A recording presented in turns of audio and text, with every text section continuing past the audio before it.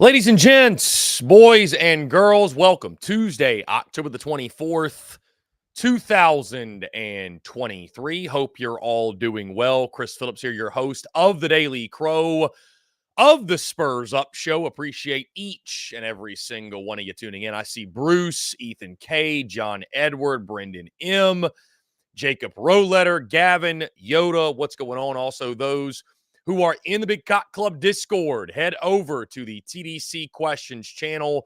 The TDC Questions channel. To be sure, your questions are answered there. And of course, guys, we are taking your questions, your comments, and your voicemails at the end of the show in our daily mailbag segment. Looking forward to that, guys. Be sure, again, leave your comments, your questions, all that good stuff, your voicemails all throughout the show. We'll get into all of those towards the end, last 30 or 40 minutes or so in the daily mailbag. Guys, got a jam-packed show today. A lot to get into. JC Shurburtt of the Big Spur is going to kick us off here in just a second, talking all things Gamecocks. We also talk on recruiting, the Missouri game, the A&M game, the state of the program, if you will. And on that note, I'll be expanding on that conversation, my full thoughts on where we sit right now, a brutally honest look at the state of the program, Shane Beamer, his future at South Carolina, and just where I sit on, is Shane Beamer still the guy? Do I still have 100% confidence that he is going to succeed at South Carolina and be that guy in Columbia? And really, it's more so a convo of why I think at this current juncture that is still the case. But what we need to see moving forward to reinstill that confidence in all of Gamecock Nation for Beamer and the Shane Beamer era. Also, of course, guys, it's Tuesday. We're talking SEC power rankings entering week 9 of the college football season. And, guys, something that's going to be changing on our content, guys. Like I told you guys, I'm always looking to sharpen things and be more efficient, what have you.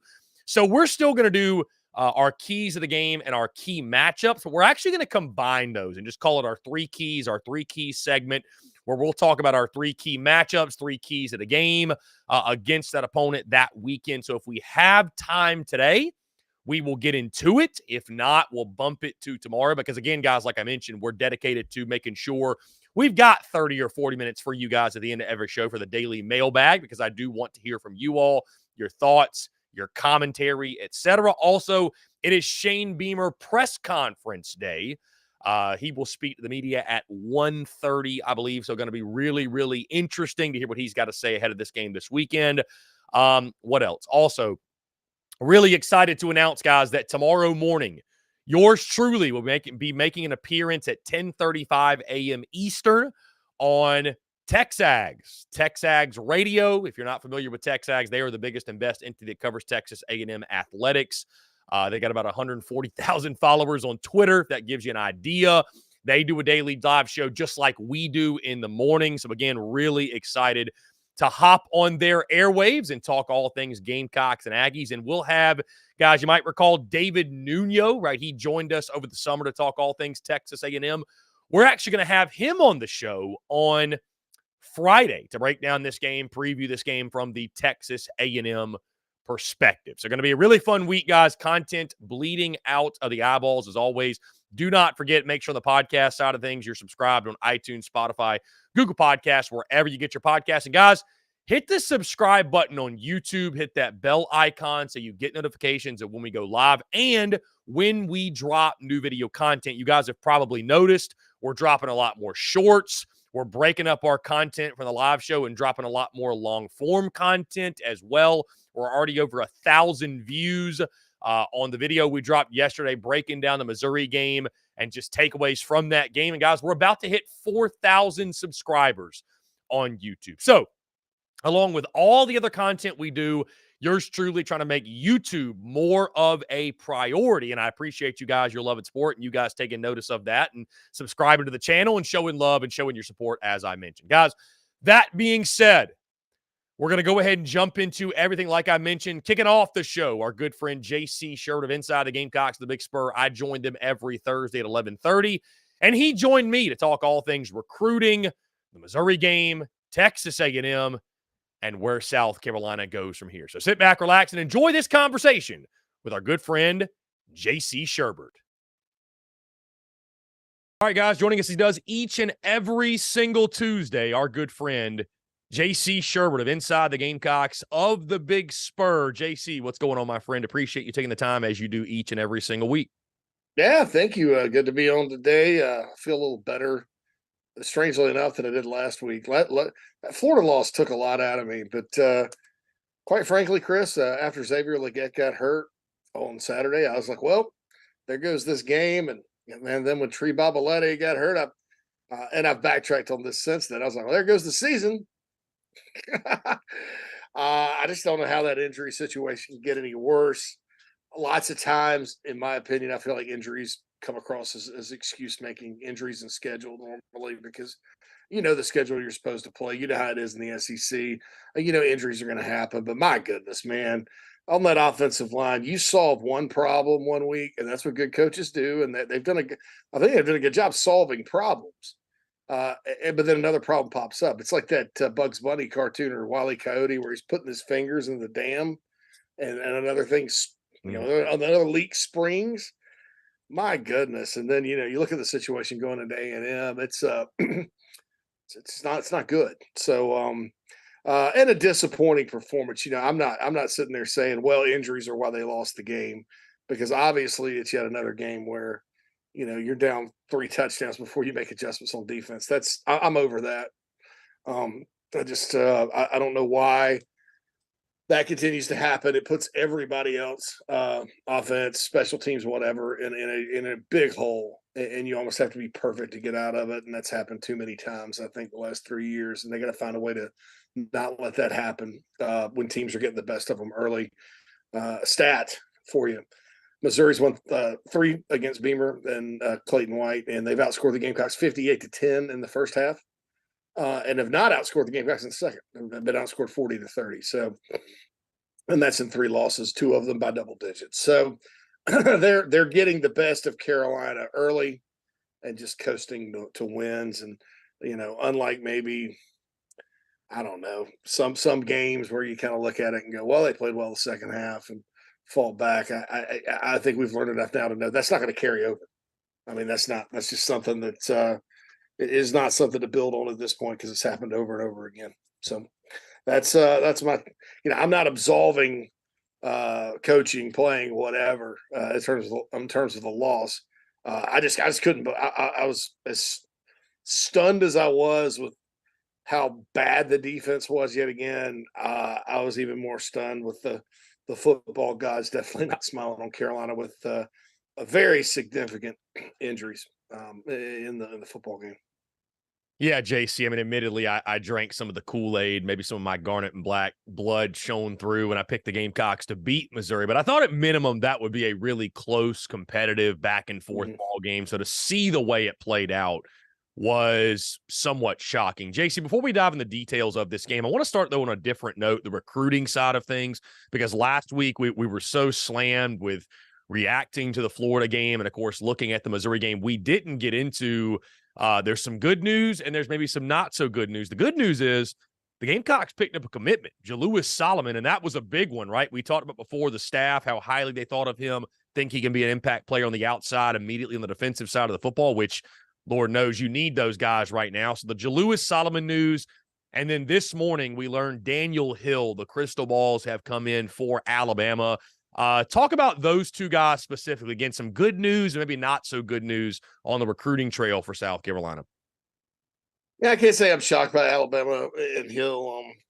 I think his dad really wants him to go to Alabama. I think everybody's situation is different with their parents. I think it was always sort of a long shot to beat Alabama, on a kid from Meridian, Mississippi. I mean, Meridian to Tuscaloosa is like Greenville to Columbia. It's right there. You have to get to Columbia. You got to drive past Bama. You got to drive past. You got to drive away from Ole Miss, Mississippi State. Drive past Bama. Drive past the Auburn exit. Drive past the Georgia exit. Drive past going down 75 to Florida, and all the way to past Clemson, and all the way to Columbia. That's a long drive, and proximity still matters in college football recruiting. I'm not as critical of losing Daniel Hill because I think we all saw it coming. I do think there's a lot of room for criticism as far as the running back recruiting goes here. I mean, there's really not a lot of reasons why, you go like 1 for 11. I mean, especially with the story to tell like they have. I think the one shining glimmer of hope at that spot, Chris, is Mario Anderson's really good. Mhm. I think we've established that. In fact, if I had a criticism of the quote unquote play calling on Saturday, I would have been a little more patient with Mario. He started out slow, 6 carries, 12 yards. And I don't know whether he went out because he was, banged up or what, but boy, he ended up playing pretty well again. And he's just going to get better. But look, man, that wasn't a guy that you had to go recruit. I mean, his dream was to come to South Carolina. So you lose Daniel Hill, which is a guy that absolutely could have helped. He's tearing it up this year, putting up huge numbers. I can't say I blame the father and the kid and everybody for deciding on Bama though, because look, grew up in Mississippi. I think his dad went to Mississippi State, never got that shot at Bama. I mean, Bama means a lot. I mean, we know that in college football. It's tough to beat them, especially on a kid and they're kind of in their backyard. So, hats off to the Tide and Robert Gillespie for getting him. But that doesn't change the fact that it's getting close to like awful, as far as running back recruiting goes at Carolina, and they're going to have to hit the portal again. Maybe Trayvon Dunbar, in-state guy, gets an offer, but boy, oh boy, it's just you just lose another one like that you thought you had, and it's disappointing overall. Like I said, kind of saw this coming with Hill, and now Jalua Solomon was a player when he did commit to Auburn. Almost immediately told people on my message board, like, look, stop bashing the kid. this one is not over. And it wasn't. And South Carolina stayed the course. Torian Gray, Taylor Edwards, Shane Beamer, and ultimately flipped him because South Carolina is really where he wanted to be. I think he got caught up with maybe a potential NIL deal at Auburn. His brother, of course, goes to Auburn, but they're not like tied at the hip or anything. So, and then his younger brother is one of the best players in the country for 2025. So maybe you have an inside track there, maybe you don't. But I think that's good. I think running back recruiting has been a known issue. So, hey, what are you going to do to fix it? That's the question. And so we'll see what happens moving forward. But, with the portal these days and stuff, you never know how your fortunes are going to change. I mean, Michigan State got a kid out of Wake Forest a couple of years ago that rushed for 400 yards. He's originally from Central Tennessee. Nobody wanted him. And he's in the NFL for the Broncos now and changed their season. Mhm. Nobody saw that coming. Nobody saw Mel Tucker getting fired either. So things change quickly in this sport. And at that position, there's a lot of them out there. You just got to find the right ones. And hopefully this time they will. I think that there's a lot to be determined and discussed at that position moving forward. Now, JC, taking a closer look at the Missouri game, I guess my simple question to you, JC, is, I mean, what positives are there to take away, if any? I mean, I think maybe you look at Nicholas Harbor getting more involved, and he just continues to, obviously, he's still drinking water out of a fire hose and learning how to play wide receiver. And you see times out there where guys are telling him where to line up and kind of what to do. And so he's figured Yeah, when he gets opportunities to catch the football or make plays, he tends to make plays. So yeah. you I don't hear anybody talk about his hands anymore, man. right. I mean, everybody was like, he doesn't have any hands. He can't catch. Bull honky. Because man, that guy can catch, I mean, and for a freshman that's unsure of things still, Chris, to when the ball comes his way, he and look, is he the most natural catching the ball? They don't look like Xavier Legay catching it or Juice Wells. But this guy, he looks it in and he just makes sure he's got it. He's really focused on that. I like the little play they ran toward the end too, where they kind of a reverse pitch out to him around the edge, and he seemed fine. So he's coming along. I guess that'd be a positive. I think Jalen Kilgore continues to play very well. I think he's actually played better than Nick Emenware and DQ Smith this year. Um, you know, other than that, Mitch Jeter, good game for him, right? He got I our know. he got our MVP, but it's not normally a good thing when your field goal I, kickers. I know he missed some, but he continues to be good. But yeah, not a lot of positives to take away from it. I mean, and like I said, I'm over the whole Well, they came back in the second half. And look, I know they're fighting, and I know there's a bunch of good kids on this team and a bunch of guys that try and care. But there's something not being carried from the practice, as Beamer mentioned. There's something not being carried from the practice field to game day, and then you have the injury situation that just, I mean, that had to be deflating. And I'll give you two examples. You know, they're missing Juice Wells too, and Amari Brown's not really himself, um, to a certain extent. But you know, hey, you're down there. You're I think what were they, 24-9, 27-9, something like that. Uh, and you throw a slant pattern, beautiful, beautiful route. Tyshawn Russell runs. He's wide open. He'd have walked in the end zone. He drops it. Juice, or an older A receiver, lot of another guy. drops Saturday. There were a lot of drops. There were, and a very uncharacteristic of some of these guys. But Amarian dropped one. I think Omega dropped one. But you know, that's those guys. If that's Juice, he catches it and scores easily. Um, then later in the game, still it's you know, South Carolina down 15. You know, they're I think 6 minutes left. Uh, Spencer throws that ball. He's thrown to Xavier all year, kind of the comeback down the sideline. But this time it's to Omega Blake, and Omega jumps up and he's like an inch short, right? And he goes over his head, it's picked off, and that's basically your ball game. Well, Xavier Legette comes down with that, you know, and so that's the difference, you know, is you got guys out there that just aren't quite there yet, in certain situations and scenarios. So, um, but yeah, that's there's just not a lot of good. I mean, I'll tell you, I think Spencer Rattler continues to play his butt off. You know, and I think he played well when he had time. But man, you're under that much duress the entire game. You know, it's tough to make plays. But man, he made his share. Carolina, you know, Carolina kind of stayed halfway in it. You know, because of him. And you know, he's starting to get a little more elusive, where you kind of, you know, kind of like that. Have you ever? I don't know if you've ever seen the Snoop Dogg doing the Animal Planet thing, where the lizard gets away from all the snakes. Um, it's on I've seen the Instagram. voiceover. Yeah. Yeah, the voiceover there.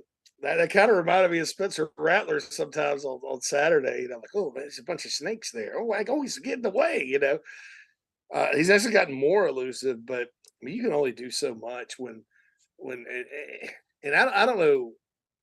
The one thing I'm not sure of, and I don't even know if there was a solution to this, because I don't know what you do when your offensive line's just getting destroyed and they can't block. But you kind of do coming in Missouri. That's kind of their game. You know, they're going to send a bunch of guys at you. They did it last year, um, and said, "Okay, we're going to just try to beat you." So I don't know if there was a play calling solution to that or not, Chris, because it was just so bang bang them getting back there. But you know, that was kind of crazy. And then just the defense is just giving them. It is crazy too, because you look at the D and they will get some momentum, and then inevitably something crazy happens. The other disappointing part of it is the penalties. You know, to untimely penalties. Not a very disciplined football team. I think Carolina's getting down toward the bottom in penalties in the league right now. You can't afford that when you're that shorthanded, on the road against a good team. And I'll also give Missouri credit. I think they're a good football team. I hesitate. I mean, I hesitate to say what they'll do against Georgia because I don't know. It's in Athens, but you know, they gave them a game last year, so they're not going to be intimidated by the dogs. That could be a heck of a football game here in a couple of weeks if Missouri continues to play at this level. So, you know, yet again, you know, I kind of look at it, and South Carolina's really. I mean, you could argue North Carolina probably is a game they should have won because it's not an SEC game. But South Carolina, yet again, it's not like they lost to the Sisters of the Poor. I mean, they lost to a really good top 20 football team. So, but yeah, it's the SEC. You're going to face that week in and week out. And when you lose a game like you did to Florida, which is inexcusable, you have to go get one back somehow. That's how you win in this league. And so, you know, another opportunity that didn't go so well. So that's where it's at. It's 2-5, and we'll see what happens. And to your point, JC, not just that you did not go on the road and get one back after the Florida loss. But I think the way that you lost and the way you're losing games is what's really taking the toll on people. Obviously, JC, you and I both know coaches are not getting 6, 7, 8 years to get things figured out. And I've been even somewhat surprised, JC, by the quickness of some to really question the future under Shane Beamer. When I would have told you in the offseason, JC, that Shane Beamer was an untouchable man because what he had done at South Carolina, your confidence level in the middle of year 3, because again, no coach is immune to the effects of losing. So sitting at 2-5, 1-4 in the SEC, like it or not, these question marks start to arise. Do you think it's fair or unfair, the chatter about his future at South Carolina?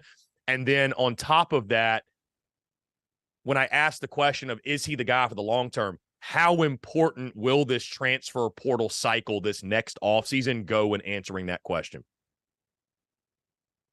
Those are kind of different things. As far as him getting questioned, man, I mean, we're living in a world where Sam Pittman's about to get fired at Arkansas. Mhm. I didn't see that coming, considering how bad was Arkansas when he took over, man, after the Chad Morris debacle and all that. And plus, Pittman's like beloved. He's So their version of Shane Beamer. yeah, I mean, so you don't get a lot of time, no matter who you are. Matt Luke was beloved at Ole Miss and got fired after 3 years. Um, it's just the way the SEC is, and the money's too great, and there's too much at stake, and it's too competitive. It's becoming a miniature NFL. NFL not for long if you're not winning, right? And so, am I surprised by that? Yeah, I think people are rushing to judgment.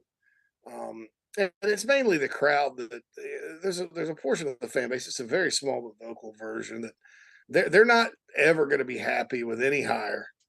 They're going to destroy the hire against all evidence that it's working out. They're not going to give people a chance. Um, and it's a good point. I mean, and some people around here like they don't. I think a lot of times they sort of live life through other programs. In other words, if it's not Steve Spurrier or Lou Holtz, and it's somebody that's won, they're very impatient. Um, Now with Muschamp, I think we knew coming in because of his track record at Florida, which was an albatross around his neck, because you had 4 years of Gator football not living up to standards under him, so he was behind the 8 ball. He couldn't afford that 4th-year dip, right? Beamer, there's no track record to kind of. I mean, basically, what he's done here is all he's done. So there's a little bit more patience, I think. But you can't in the SEC normally survive what I call the catastrophic year. Um, here you go. Is it going to be a catastrophic year or is it not? And that's going to be determined by the last 4 games. I think South Carolina, believe it or not, has a chance to win all 4. They're all at home.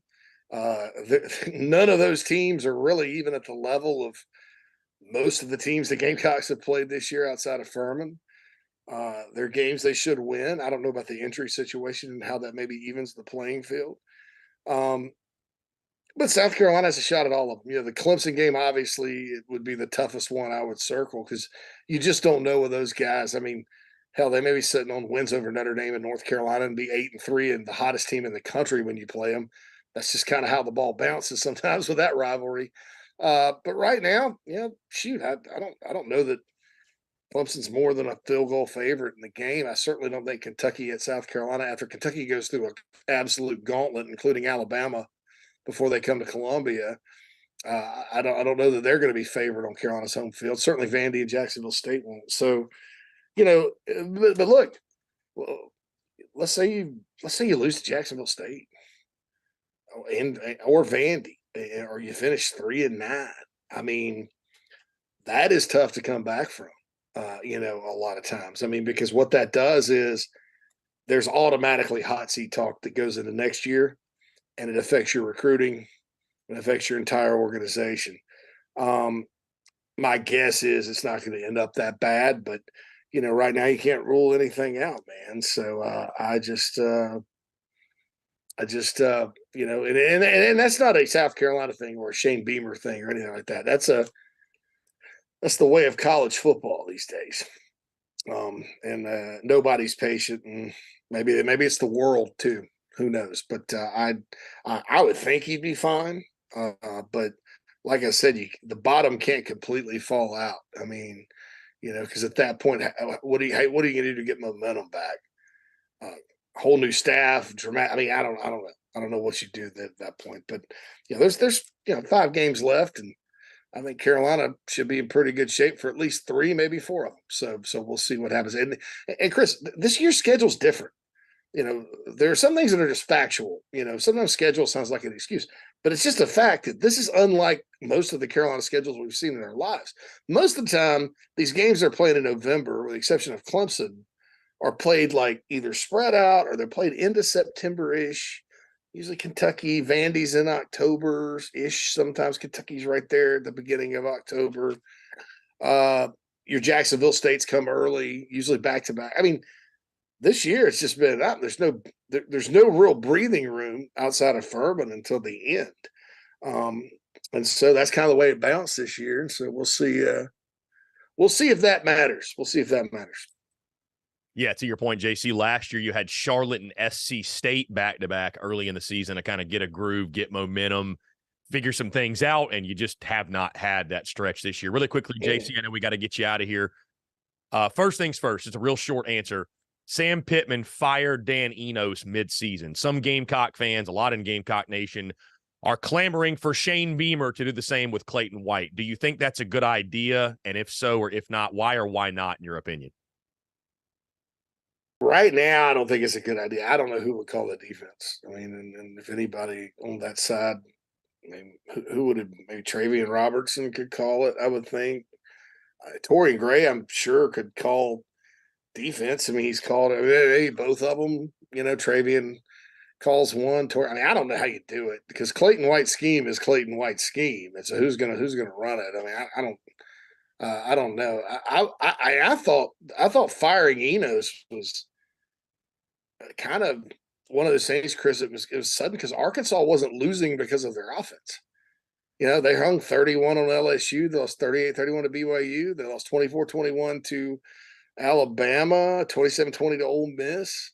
I think it was definitely a desperation move of a coach that's on the hot seat and needs to use a coordinator as a scapegoat. No question. They completely crapped the bed against against Mississippi State. Let's not fool ourselves here. But outside of me kind of questioning if KJ Jefferson specifically was a fit for that scheme, because I thought KJ was in the right scheme. I mean, you talk about injuries too. Rocket Sanders wasn't healthy all year. The line wasn't that good. So I don't know. That's just an example of one bad day at the office and you're out. Yeah. And look, sometimes karma happens, right? You remember the Nick Saban thing when Dan Enos worked there, and he's about to. I think Sarkisian had gone to the NFL or something. Enos is going to be the OC at Bama. Saban sits down in the press or the staff meeting. Where the hell is Dan? Well, Dan left to go to Miami to coach under Manny Diaz and didn't tell anybody. So he's been at 13 different schools. So I guess the second time around at Arkansas didn't work out. I don't know. I don't know him that well, but just seems kind of weird, all the things that have happened to him. But I if there were somebody else sitting on the staff that I knew would be a rock solid defensive play caller, I'd be for it. If this were a Marcus Satterfield situation where it wasn't necessarily his play calling, like his overall approach to offense, period, was holding them back. Right. I think we found out when you give Marcus Satter, you don't give him the buffet, you give him the kiddie menu. He can call plays. He was fine calling plays. It's when he outsmarted himself. I don't know that that's Clayton White's issue. I think Clayton White's scheme is just getting exposed right now. And then there's some breakdowns that happen at inopportune times. So, and that happens. It happened to Tyrone Nix here. It happened to Brian Van Gorder throughout his career. Happened to Joe Lee Dunn.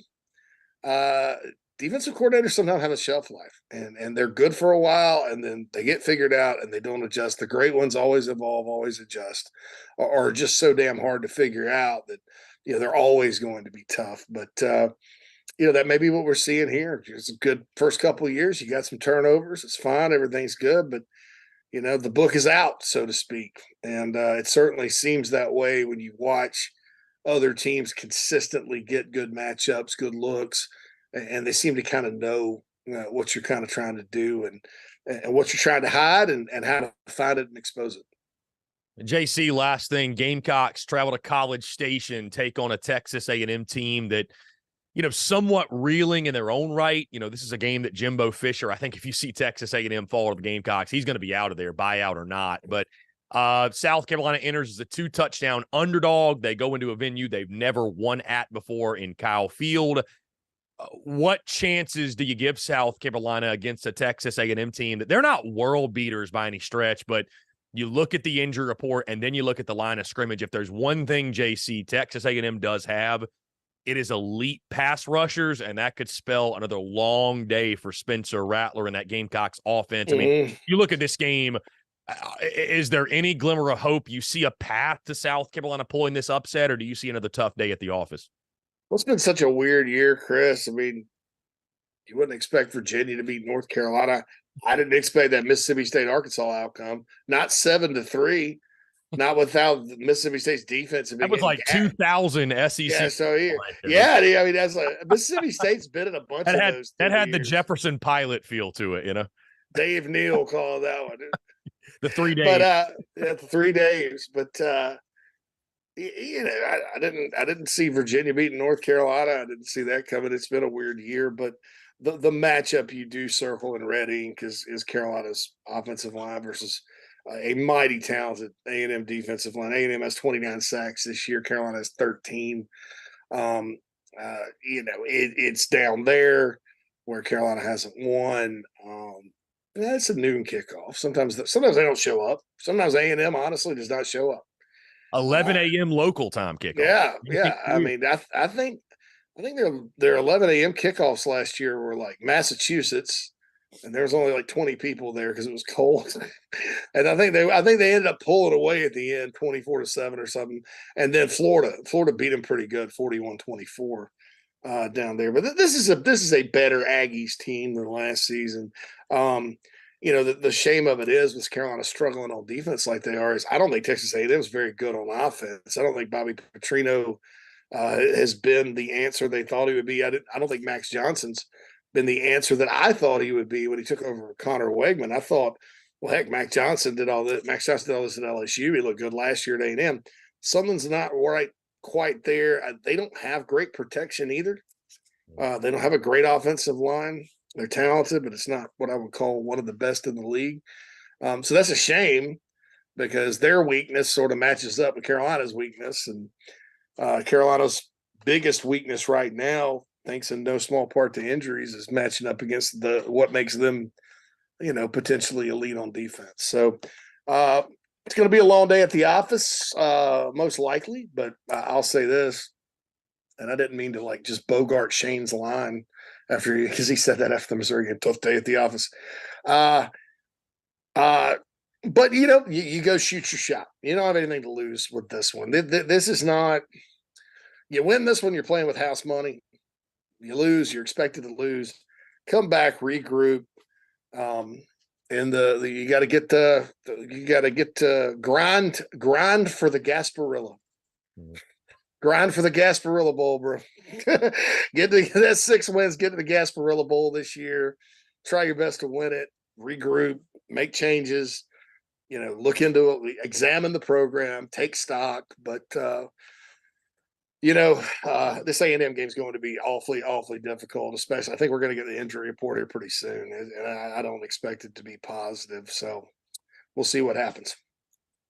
JC Shurburtt of Inside the Gamecocks of the Big Spur. Check those guys out over to Inside the Gamecocks every single day, 11 to 1 p.m. Eastern. And, of course, I go on Inside the Gamecocks every Thursday at 11:30 a.m. Eastern time. JC Shurburtt, appreciate you taking the time, my friend. Looking forward to do it again next week. Hey, thanks, Chris. Okay, great stuff, guys. That was our friend JC Shurburtt, obviously, of the Big Spur, Inside the Gamecocks. And be sure you check out Inside the Gamecocks. They do a fantastic job. And, of course, as you probably know, I join those guys every Thursday At 11:30 to talk all things Gamecocks football. We always have a good time in doing so. Guys, we're going to jump into a quick break, but on the other side, stick around because I'm giving a brutally honest look at year 3 of the Shane Beamer era and the Shane Beamer tenure as a whole. Is he still the guy for South Carolina, and what my confidence level is in him moving forward? All that and more on the other side of this break. You're tuned in to the Daily Crow. The Daily Crow is brought to you by our friends at Carolina Cigars. Carolina Cigars has been in operation since 2008, recently taken over by the Peterson family in 2020.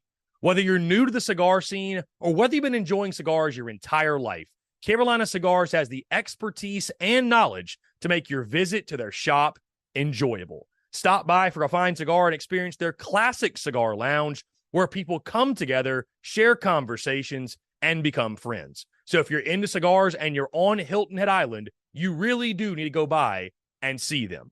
They offer same-day shipping nationwide, free delivery island-wide for weddings and all special occasions. They're also proud to offer premium cigars at 9 outside humidor locations around Hilton Head Island, and they have special events throughout the year as well. They want to talk to you. They want to engage. They want to share with you their cigar selection they're very proud of and their beautiful cigar lounge. When you're in the Low Country, there's only one place for cigars. That's Carolina Cigars, and there's only one place I get my cigars. That's Carolina Cigars, Hilton Head Island's premier cigar merchant. Come and share your passion. It's all here at Carolina Cigars. Give them a follow on Instagram at Carolina_cigars, or give them a call today at 843-681-8600. That's 843-681-8600. Smoke them if you got them, and tell them that Chris from the Spurs Up Show sent ya. The Daily Crow is also brought to you by our friends over at A1 Air Quality Consultants. Headaches, coughing, running nose while in the office or just in your home, call A1 Air Quality Consultants to have your air checked today. From Columbia to Asheville, Anderson to Charlotte, they are your breath of fresh air for all of your air quality needs. Be sure to give them a call or shoot them a text today at 864-619-2092. That's 864-619-2092. You can also contact them via email at a1airqualityconsultants@gmail.com. Be sure to check them out. We thank A1 Air Quality Consultants for their love and support of the Spurs Up Show, and tell them that Chris from the Spurs Up Show sent ya.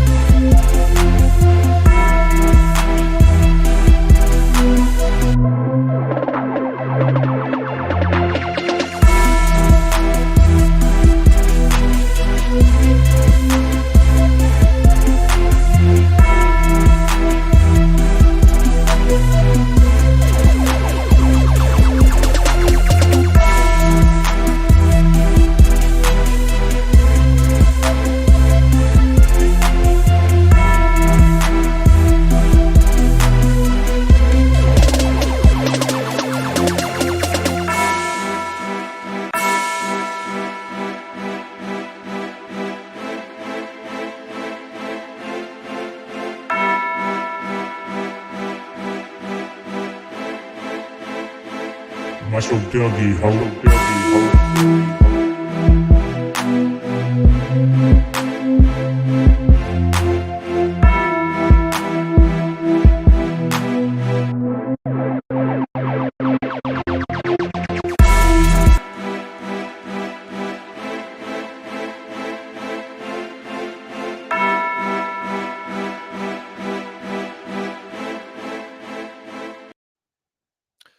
Ladies and gents, boys and girls, we are back here on this Tuesday, October the 24th, 2023. Appreciate each and every single one of you tuning in. Want to say thank you yet again to our good friend, JC Shurburtt of Inside the Gamecocks of the Big Spur, who joins us every Tuesday, does a phenomenal job talking all things South Carolina athletics. And we truly appreciate him taking the time on a weekly basis. Again, I see all of your questions coming in, guys. Continue to leave us your questions, your comments, your thoughts. You can call us at 843-790-3377 and leave your commentary there as well. We'll play those voicemails today on the show in our daily mailbag segment, which will begin around 1:20, 1:30 or so, something along those lines. So again, be sure to continue to flood the chat line, flood the questions, flood the comments, and we appreciate you guys doing so. Admittedly, we are at a point that I never expected South Carolina to be at in year 3 of the Shane Beamer era. A point in which fans are realistically questioning the future of Gamecocks football under the leadership of head coach Shane Beamer. You go back to the summer, guys. I remember going on different shows and talking with different people, and I was asked about the overall fan morale and the mood of the fan base. And, I'm someone, every time I do a team opponent preview, SEC team preview, I like to check in, like, what's the temperature of this fan base? How are they feeling about their head coach and where they are as a program? I think it's really fun to get a gauge on where these coaches and these programs are. And so when you asked me over the summer, I felt as if Shane Beamer was somewhat untouchable.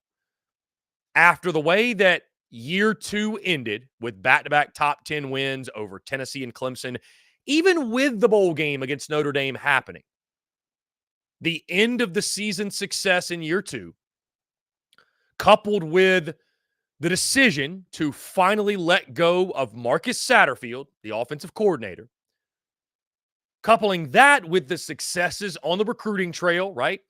Nicholas Harbor committing back in February, Dylan Stewart committing before the season. The approval rating of Shane Beamer was as high, in my opinion, as any coach in college football. And what we've seen this season in Columbia, the turn that we've seen, the shift, the temperature shift, and the mood swing regarding Beamer ball in Columbia has been, dare I say, surprising. And it started after that Tennessee game. And I think what happened, obviously, guys, in year 2, college football fans don't like to go backwards. Nobody wants to hear that, well, success isn't linear. Nobody wants to hear, well, you could win less games, but be a better team. That math doesn't math for college football fans. And so getting back to 8 wins was the expectation. Exceeding 8 wins was the goal. Getting to 9-3, God forbid, maybe even 10-2. And after that Tennessee game this season, the reality very, very quickly set in that was not going to be the case. This was certainly not going to be a 9 or 10 win team. And most likely, not even an 8-win team. The Florida game only reinforced that, and the Missouri game only confirmed that. So we now sit at a very interesting place in year 3 of Shane Beamer. Because on one hand, he has built up so much goodwill, taking over a program that, by the way, let's give credit where credit's due. This program was in disarray completely when Shane Beamer was hired. You talk about a broken culture. You talk about a program that had been just through the mud, 6 total wins in 2019 and 2020, the 2 seasons before he took over. And the early success, guys, in year 1 and year 2, it's been nothing short of astonishing. And when the times have been good, it's Shane Beamer's infectious personality and his electricity at the press conferences and his on-field antics that Gamecock fans love and cling to. Fanatics of South Carolina football see themselves in Shane Beamer, in his antics, in the way that he operates. But unfortunately, as we have seen this season, it's those same things that when you don't succeed, when you're not winning, when things aren't going well, it's those same things that are used against you. He spouts off nonsense in press conferences. His sideline antics, especially when South Carolina is down big in a game. How many times has Shane Beamer been turned into a meme, guys, when the Gamecocks are down 20 or, God forbid, more points? And so, we sit here 7 games in a year 3. And what this season has reminded me, guys, it's been a very humbling reminder. I mentioned this after the Tennessee game, but it's been a very humbling reminder that it doesn't matter how much goodwill you've built up off the field. It doesn't matter what games you won last season. It doesn't matter how great your culture is or how much you love your brother. All that matters is wins and losses. And I think what you're seeing is that this is a program and a fan base that wants so desperately to get away from and remove itself from the Will Muschamp era, the dark days of Will Muschamp. And I think the reason the chatter is so loud, if South Carolina was just simply being out-talented on a week-in, week-out basis or losing close games or, it was just a tough season, right? I don't know that the chatter's quite as loud. I think one of the reasons, though, that it's at the volume it's at is because it's very Will Muschampish. Like a lot of what we're seeing, it is very similar to 2019. Dare I even say 2020. I was asked yesterday to rate on a scale of 1 to 10 my confidence level in Shane Beamer still being the guy at South Carolina. 10 being give him a lifetime contract. 1 being he should be fired. And I encourage you guys in the comments below to do the same. 1 through 10, your feelings on Shane Beamer. I set a 7.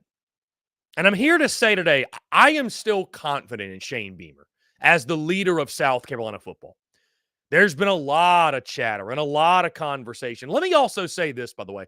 I am not just saying that for, there's some people out there that think, okay, TSUS, Chris is just going to say that because of business purposes, because of, he's got this merchandise to sell and this and that. Guys, I can sell merchandise that promotes the head coach. I can sell merchandise that calls for the head coach's firing. I've done it before. So I don't let those things sway my ability to think freely as a human being. But I sit here today truly and still believe that Shane Beamer is 110% the guy for South Carolina football. He's the guy until he isn't. And while I understand we live in this microwave culture, right? We don't live in a steak culture, grilling culture, right? Where it takes time to grill a steak. It takes time to prepare food on the grill. Microwave, I want it done now. 15 seconds, 30 seconds. Heat it up. I want it now. We live in a microwave culture. That's especially the case with coaching, where, if you're not winning by year 3 and winning big, get out. Get the next guy in there. I said it from the jump, the day Shane Beamer was hired. Hey, you're rolling the dice with a guy who's never been a head coach. There's going to be growing pains, not just on the field, but off the field as well. I still say to this day, guys, and we need to see, and I will say I'll give credit to Shane Beamer, because since the Florida game, you might notice, right? When Shane Beamer's asked a question, he's making it a point of emphasis to say, well, it's on the coaches. It's on me as the head coach. It's on me. It's my responsibility. He's no longer talking about players. He's learning very quickly to bite his tongue.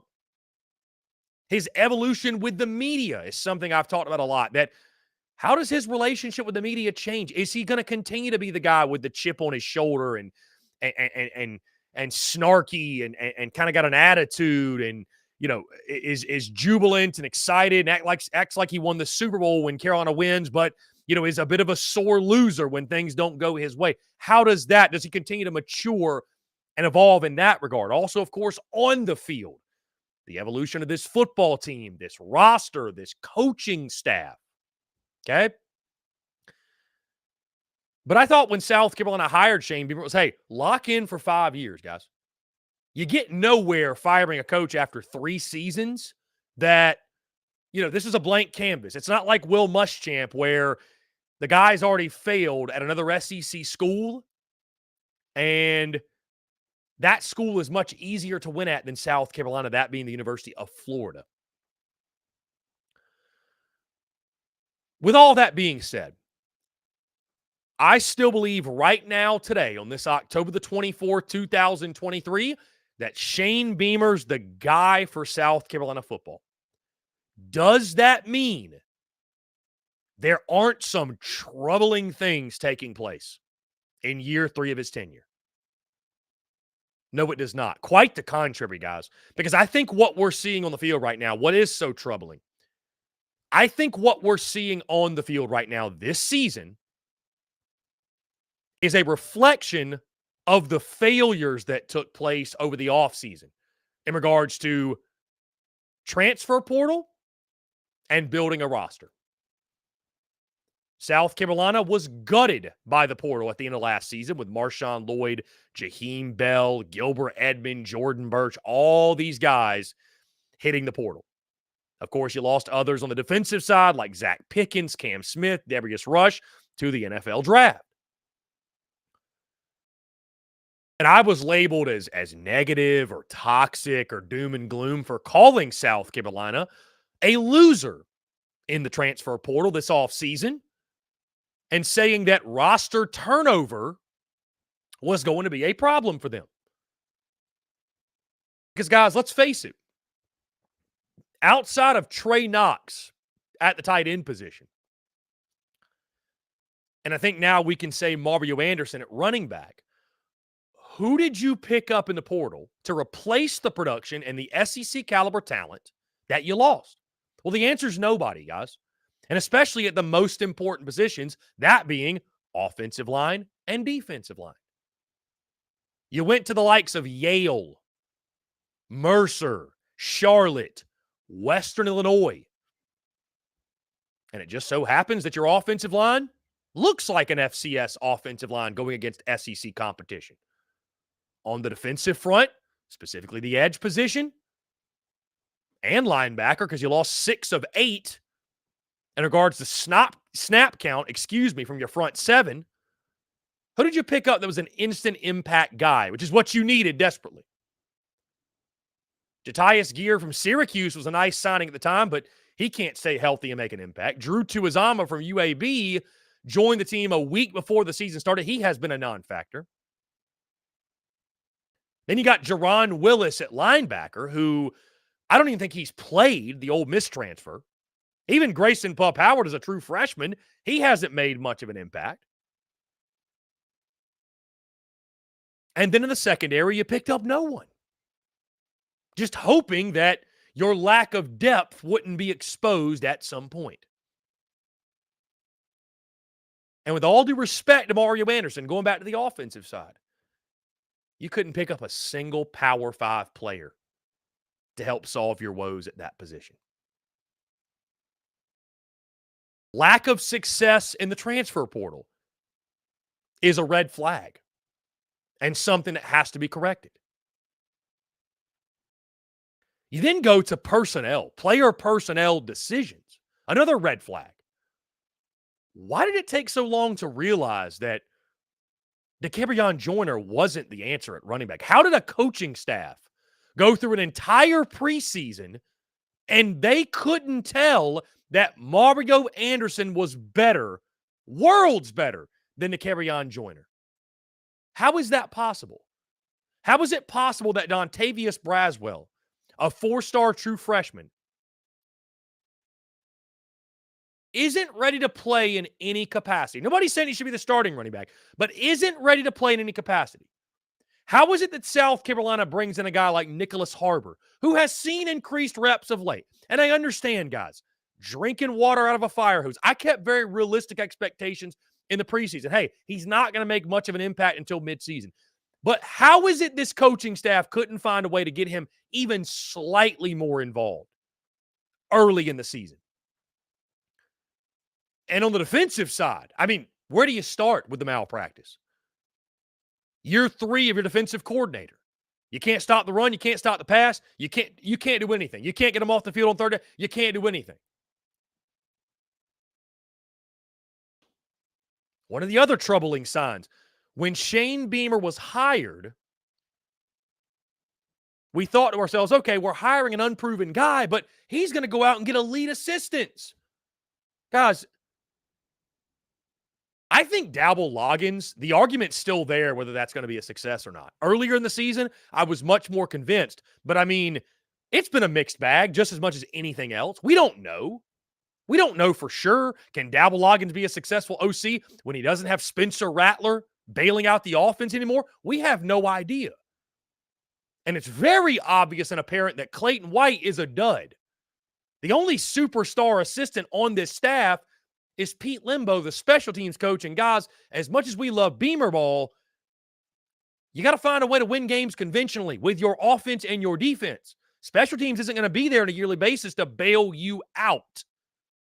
Most teams scoff at the thought of special teams. Also, the injury side of things, very Muschampish type of feel. What's going on behind the scenes, guys? Is it sheer bad luck? Is it the chicken curse? Or is there something to it? Is there something to Luke Day and the strength staff not doing something to have this team in peak shape or keep them healthy? I don't know, guys. I don't know.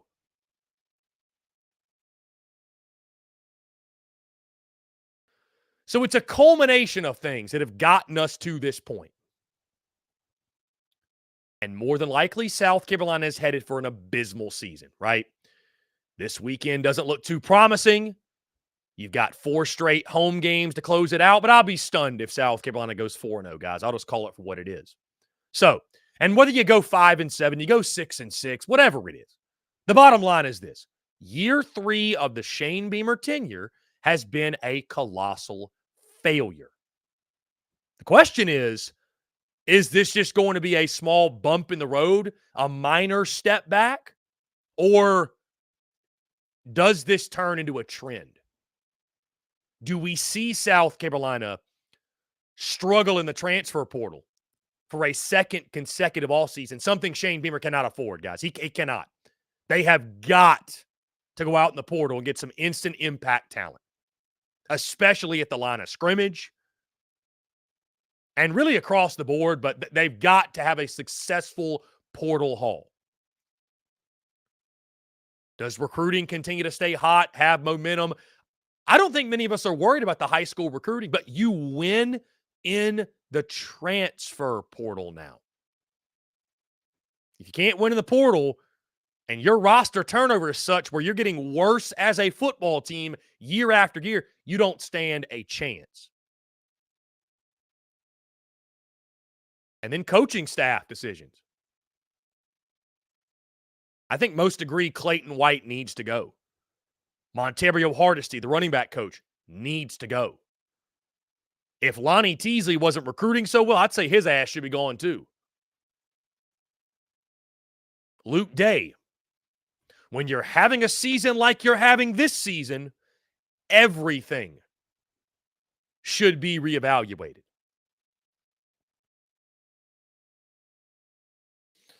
So as we sit here closing out the month of October, year 3 of the Shane Beamer era, South Carolina 2-5, 1-4 in SEC play. I still believe Shane Beamer's the guy at South Carolina. I still believe that Shane Beamer can be the answer for Gamecocks football.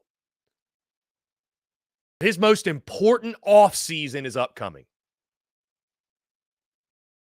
And making the right decisions and having victories in the transfer portal, in recruiting, in managing a coaching staff, and managing the roster as a whole, it is pivotal. Because while I do believe in Beamer, there is no denying the seat is warm. The pressure is turning up. The temperature is rising. Because as this season has taught us, and a very humbling reminder, it doesn't matter how much you love your brother. SEC fans love winning more than anything. And no coach, not even Shane Beamer, is immune to the effects that losing inevitably causes.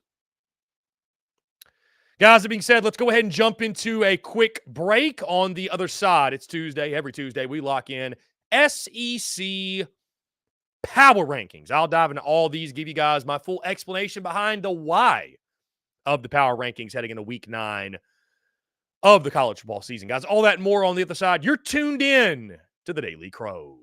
The Daily Crow is brought to you by our friends at Carolina Cigars.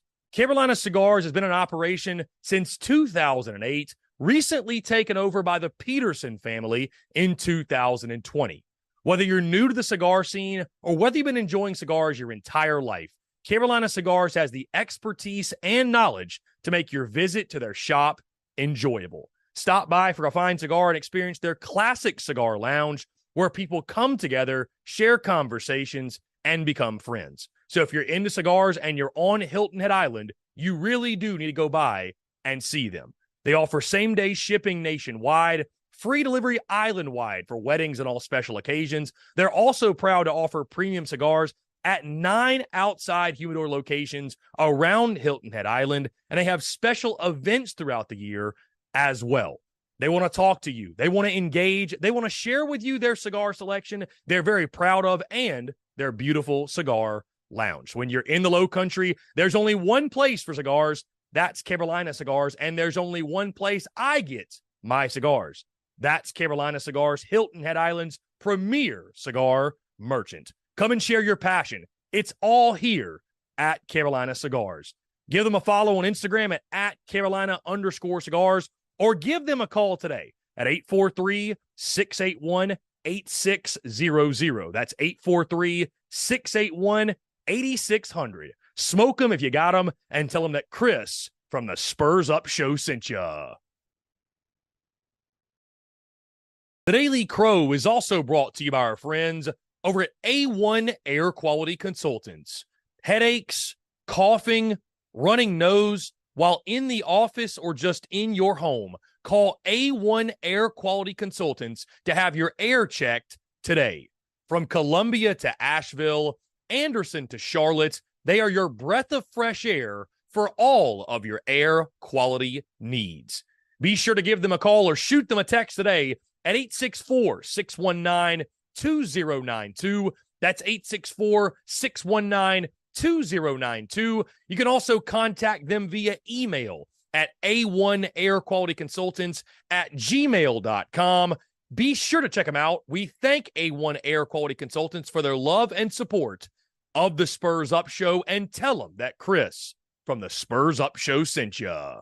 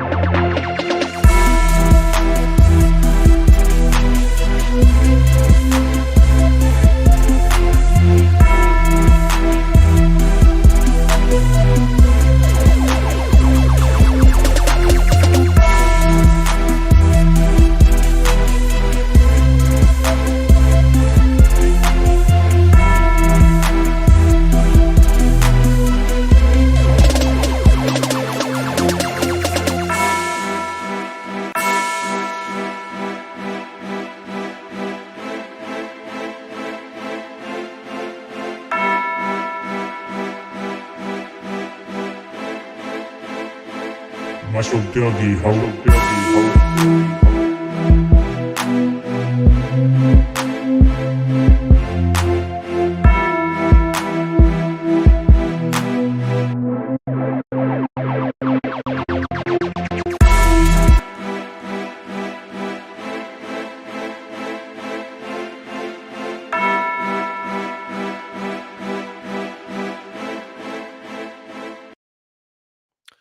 Ladies and gents, boys and girls, welcome back here on this Tuesday, October the 24th, 2023. Appreciate each and every single one of you tuning in. Guys, hey, if you're tuned in on YouTube, be sure you hit that subscribe button, hit that bell icon so you get notifications when we go live. We drop new video content as well. Hit the like button, by the way, if you're tuned in live. It helps boost the show and helps those that have never found the Spurs Up show to find it. Again, I appreciate that, guys. Thank you all again.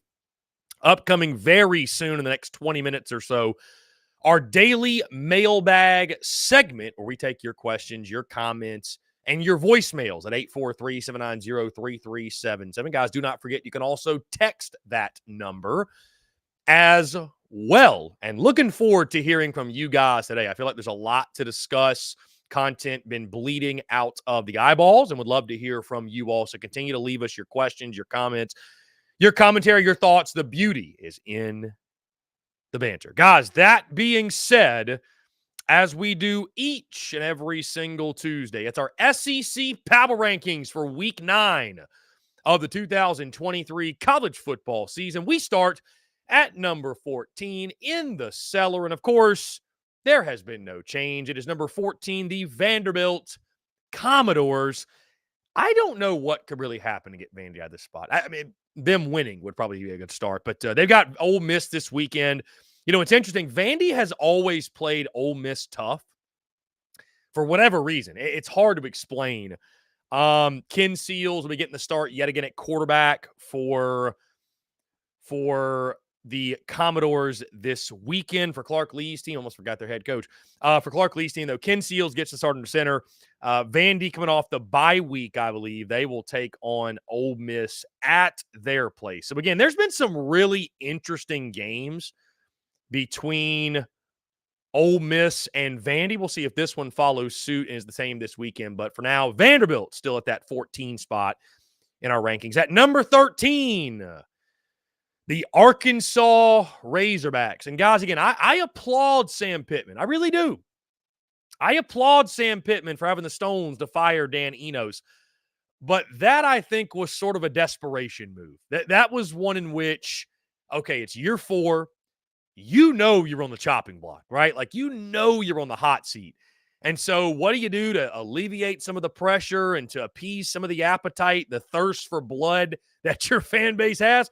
You go and fire your OC, right? You do the next best thing. So I do applaud Pittman for doing that. You know, it's you listen to his press conference, guys, on Monday, and I mean, it's just he wants to be there, man. He's a hog at heart. He wants to make it. He said, I don't want the buyout. I want to win. I want to be at Arkansas. So you just hope it works out. I mean, it's just one of those things, though, man. Again, it's wins or losses. That's all that matters. And unless Arkansas wins a couple of games down the stretch, they've got Florida, they've got Missouri down the road. Unless they win a few games, unfortunately, I don't think Sam Pittman makes it next season. But Arkansas at number 13, they are a team in complete disarray after that 7-3 loss to Mississippi State that set football back years. I mean, that Mississippi State Arkansas game, that reminded me of like a early 2000s Jefferson Pilot sports game. That's what with the 3 Daves on the call. That's what that reminded me of. And number 12, guys, I've got the South Carolina Gamecocks. And many of you will ask, because at 11, I've got Mississippi State. Chris, why do you have Mississippi State ahead of South Carolina? South Carolina beat Mississippi State. Guys, right now, on a neutral field, I'm taking Mississippi State to beat South Carolina. This depleted by injury Gamecocks football team. Guys, the reality of South Carolina is this. This team's just not good. I know that might sound like the most no-dud, no-brainer statement ever, but like, you know, a lot of times we go through a season and it's like, well, this team's actually really close. They've just got this. They've got that. They're missing this. Guys, this team's just not good. I mean, that's just the bottom line. They don't have the Jimmies and Joes. They don't have good players. They got a few here and there, but they don't have nearly enough. This team, when it sells out to stop the run, it can't stop the pass. When it sells out to stop the pass, it can't stop the run. Bottom line, it can't stop anybody defensively. It can't get teams off the field on third down. Can't run the football effectively. Can't play well on the road. Injury depleted. Can't protect the quarterback. This team, the list of what they do well is far, far shorter than the list of what they do really, really well, right?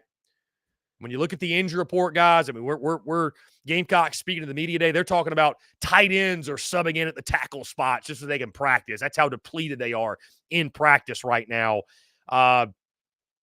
It's a season spiraling out of control for South Carolina very quickly.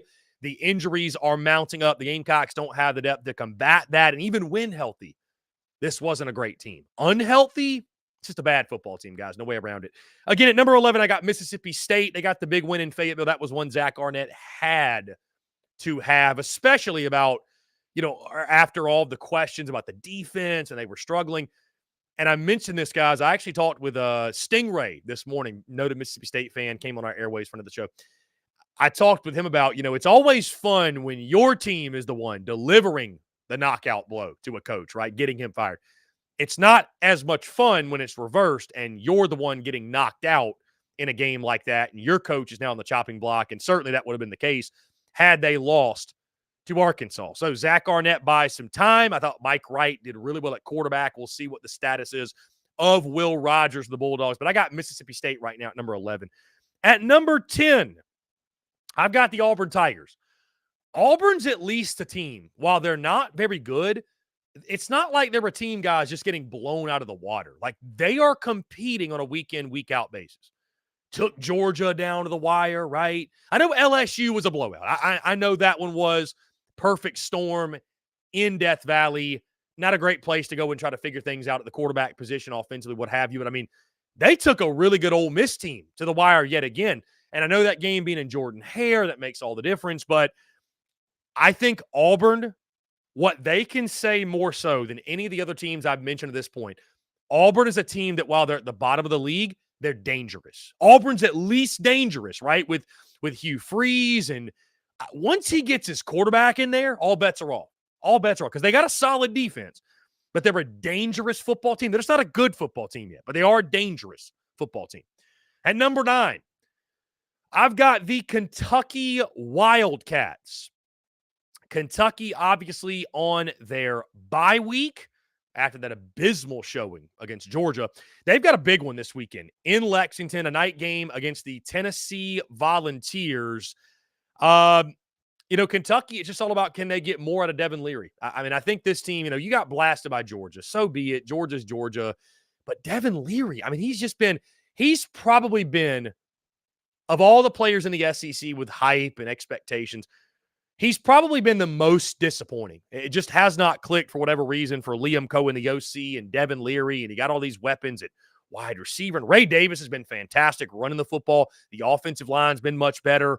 Defensively, they've been solid, but this is going to be a big test this week. And again, you're at home at night, but you got Tennessee coming to town, coming off a heartbreaking loss to Alabama. They'll be fired up. They'll be ready to go. The spread in this one is 3.5, I believe. Tennessee is the 3.5-point favorite in this game. This is going to be a fun one, coin flip type of game. But for right now, Kentucky at number 9, they've got to show more at the quarterback position. Devin Leary has got to come into his own and be that guy. And guys, when you're saying that at this point in the season, maybe it's just time we accept that Devin Leary is who he is and Kentucky is what it is, which is 6 or 7, maybe 8-win SEC team, but not the team maybe we thought they were going to be in the preseason. At number 8, I've got the Texas A&M Aggies, the Gamecocks opponent this weekend. Texas A&M as well, coming off a bye week, a much-needed bye week after the loss to the Tennessee Volunteers in Knoxville. And you talk about a pivotal week for a head coach. This weekend for Jimbo Fisher, 14-point favorites against the Gamecocks. This is a game, guys. We just talked about it feels good to be the one to deliver the knockout blow, not get the knockout blow. If South Carolina beats Texas A&M, that's the knockout blow. I think the buyout be damned. Jimbo's ass is gone, right? Jimbo is gone if they don't beat South Carolina. So it's a fan base that understandably in College Station is disgruntled. They've just got far too much talent to be losing at the clip in which they are. You probably think to yourself that Texas A&M's probably got to go undefeated the rest of the way out for Jimbo to be safe, I think, for the most part going into next year. They lose one or two more games, and I think all bets are off. Who knows what might happen regarding his future. So Texas A&M at number 8. A team figuring things out offensively with Max Johnson at the helm. Defensively, they're still one of the best in college ball, guys. Hey, number 1 in the country, tied for first in sacks as a defense, 29. Facing off against South Carolina, 127th nationally in sacks allowed at 31. Bodes well for the Aggies in College Station this weekend. At number 7, I have the Tennessee Volunteers, guys. Slid Tennessee down a couple of spots after their loss to Alabama. There's no shame in losing in Tuscaloosa to Alabama. I know Bama's not the world beaters of old, right? They're not exactly what we're accustomed to. But still, a revenge spot, guys. It kind of reminds me of South Carolina's trip to Knoxville. It was never going to bode well for South Carolina, right? That was a revenge game. There was never a chance Tennessee was losing that game. I think you could argue there was never a chance Bama was losing that game to Tennessee. The only thing that makes it a really tough pill to swallow is that Tennessee had the lead at halftime. And, it looked like they were going to cruise to a victory. Credit Bama for outscoring Tennessee 34-0 after being down early in that game and outscored them 24-0 in the second half. But Tennessee, again, a big test. I feel like a game like this weekend against Kentucky, that's the game that sort of determines, okay, is this a good season or a bad season? Like literally, it's a game like this. It's a swing game like this that if you beat Kentucky and you finish the season 9-3 and you had a pretty good year. If you lose to Kentucky, you're staring at probably 8-4, maybe 7-5 in the face, which would be a huge step back for Josh Heupel and company. At number 6, I've got the Florida Gators coming off their bye week as well, sitting pretty after that South Carolina win a couple of weeks ago. They've got the Georgia Bulldogs this weekend. I'm really excited, guys, for the world's largest outdoor cocktail party. We'll be watching it this weekend after South Carolina A&M. Florida team, the biggest question, can they carry over the offensive success they had against South Carolina? Can they carry that over for the rest of the season? And what a test against Georgia. But they face a Georgia team with no Brock Bowers. So I think with that defense, Austin Armstrong, he's going to dial some things up for Carson Beck. The Gators, a team that I think on the rise. Billy Napier done a fantastic job, guys. Gotten them to 5 wins. Now it's just all about with the gauntlet that lies ahead with their schedule, Georgia, Florida State. Arkansas is very winnable, but they got LSU still as well. How are they going to be able to, can they finish this season? Can they finish? Can they sprint to the finish line and finish the deal and top last year's win total at minimum? So at number 6, I've got Florida. At number 5, I've got the Missouri Tigers, man. Put respect on Mizzou. Put some freaking respect on Mizzou. Can you believe it? By the way, can you believe it? And I'm going to tell you right now, am I a fan of South Carolina? Yes, I am. But if there's any Mizzou fan hearing the sound of my voice, if there's a Gamecock fan out there that is still at this point trying to clown Missouri football and clown Mizzou as they don't belong in the SEC, they're South Carolina's superior to Mizzou. If a Mizzou fan encounters that, Mizzou fans, I don't just give you permission. I encourage you to harass that person. I encourage you to get after that person and talk your talk and talk your smack, because it's honestly baffling to me. And I've encountered them. This week. South Carolina fans that live in such a state of denial that they still believe a Missouri team, a Missouri program that has won 5 in a row against South Carolina, has been to the SEC championship more times than South Carolina has been, and they've been in the league like a third of the time long or short or whatever, only a third of the time. South Carolina's ahead. Come on, man. It's an embarrassing take if you're a Gamecock fan out there dying on that hill. I'm going to leave it at that. So, again, you got to give credit to Missouri, man. You got to give credit to Missouri. Drinkwitz has done one hell of a job. I can't wait to watch Mizzou, Georgia. Not saying they're going to beat them, but, Mizzou's a real threat, man. This team's 7-1. 7-1. Missouri is, I mean, they are a lot of fun to watch with the running game, with Cody Schrader, with Luther Burden on the outside, Theo Weiss, Brady Cook playing his best football, and a really, really, really salty defense. He's got a hell of a football team. Drinkwitz has got a hell of a football team that, I know Missouri fans were skeptical. I was skeptical, but they've done one heck of a job this year. So Missouri's for real. They're the real deal. They're legit. They're an SEC caliber team. They belong in the SEC. And I just think if you're a Gamecock fan still dying on the hill of, no, they don't, they're not as good as South Carolina, you just make yourself look foolish, bottom line. At number 4, I've got the LSU Tigers, a successful weekend, take down Army, big time, blew them out. It's all setting up, guys. We talked about this last week. It's been setting up this way for weeks.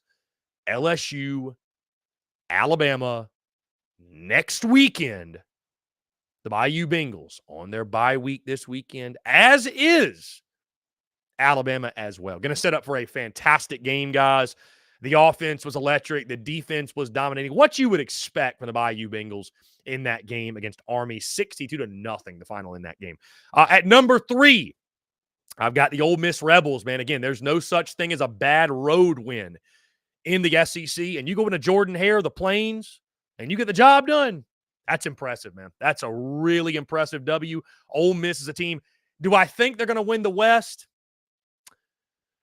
Probably not, because unfortunately they still have to play Georgia, which will add another loss to their schedule. And I mean, who knows if they win out from the rest of those games. But very well, this could be a 10-win team. Absolutely 110% this could be a 10-win team. And again, a great job by Lane Kiffin. Jackson Dart's been fantastic. Golding with the defense has done a great job with them improving that unit. Quinshon Judkins has come alive late in this season, if you will. So number 3, Ole Miss, really, really good football team. Lane Kiffin, they've done a heck of a job. And Ole Miss fans, I'm stunned, have not given me more crap for my preseason predictions, because I was low on Ole Miss. I had Ole Miss 6-6 this year. They are much, much better than I had them projected at this point. Number 2, I do have the Alabama Crimson Tide. Alabama, with that big win over Tennessee, I thought showed a lot of resiliency, a lot of toughness, getting Jace McClellan going in the running game. Jalen Milroe, solid, not perfect, but all he's got to be is solid, guys. And that defense stepping up, that front 7 led by Dallas Turner, lethal, absolutely lethal. They made Joe Milton's life a living hell and slowed down that Tennessee rushing attack enough.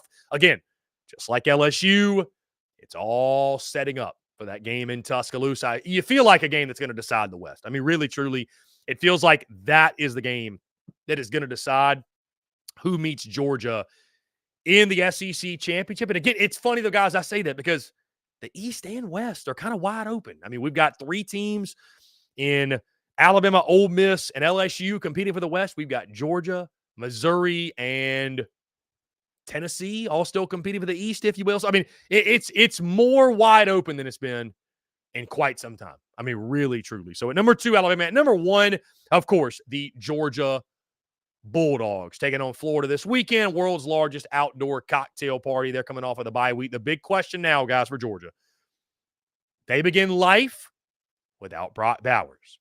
Is Georgia still the number 1 team in the country with no Brock Bowers?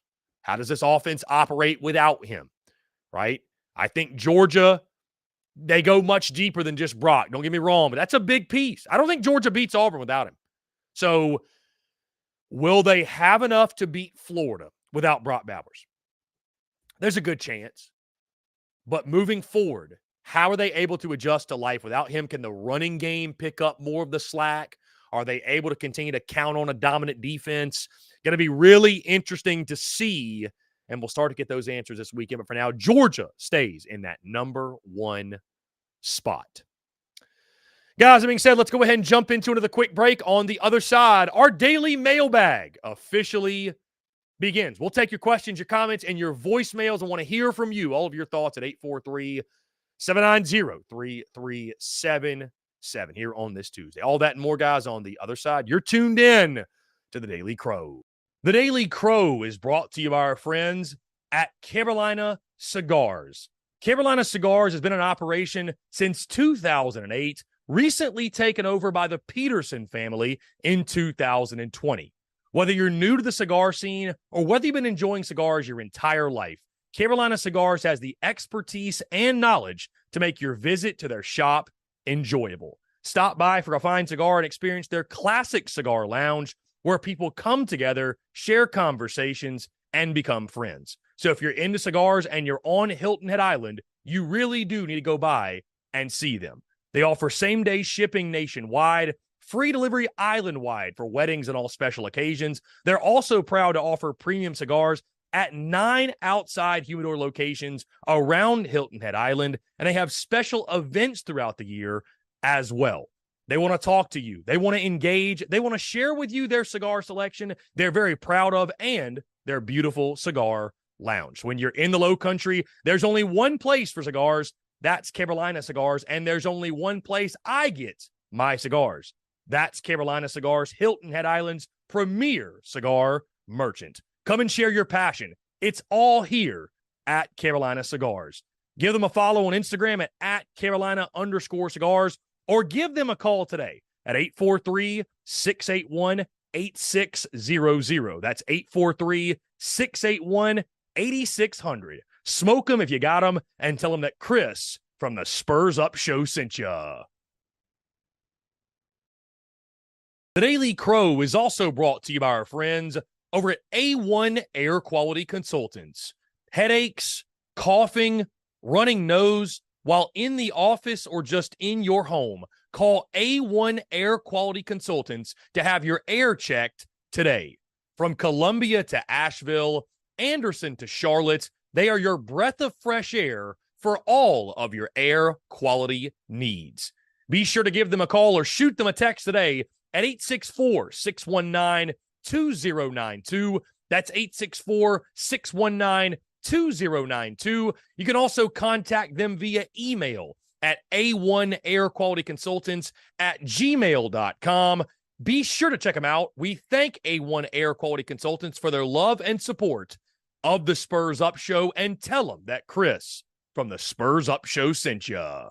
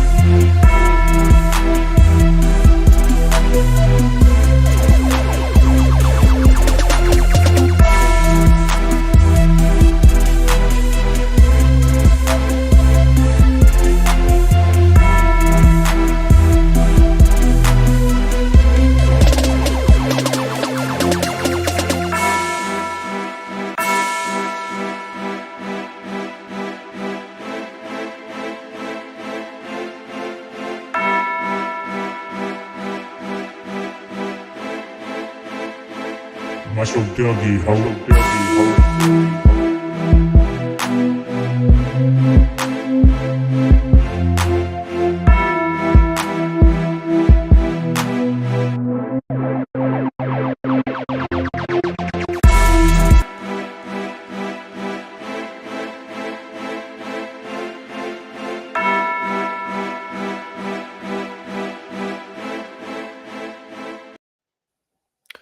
Ladies and gents, boys and girls, we are back here on this Tuesday, October the 24th, 2023, and the Daily Mailbag segment has begun. Taking your questions, your comments, your voicemails. Also, you want to be part of the show, guys, you can call us at 790-3377. Leave us a voicemail with your thoughts. We'll play all of those. Also, you can text that number, or whether you're on YouTube, you're on Facebook, you can comment there, and we'll take your questions. Guys, if you are on X, we can't see the questions from X, so hop on over to Facebook or YouTube, and from there, we can get to your questions. Also, guys, you're on YouTube. Make sure you hit that subscribe button, hit that bell icon so you get notifications of when we go live and we drop new video content as well. As you've probably seen, we are much more active now on YouTube. So for those of you who want some of a visual, right, a visual when you're consuming your TSUS content, you can do so on YouTube. And again, guys,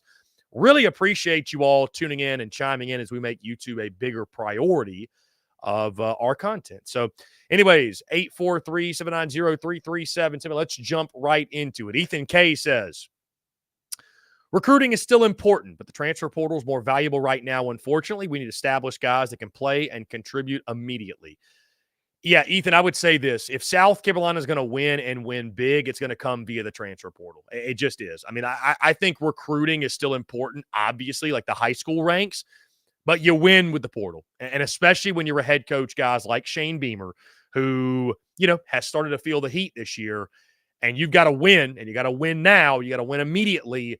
You got to go to the portal because you can't sell it to your fan base. Like, guys, I would have told you weeks ago that, oh, no way this would happen. But we sit right now at 2-5, right? And we don't know what the schedule exactly looks like next year. Let's say the schedule, and in case you haven't seen the schedule, non-conference, really easy, right? Old Dominion, Akron, Wofford, and then you have Clemson, of course. But that's 3 wins right there, and you play Vanderbilt. That should be 4 wins on your schedule automatically. But your SEC schedule, guys, you go to Alabama. You go to Oklahoma. You go to Kentucky. You got LSU. You got Ole Miss. You got Texas A&M.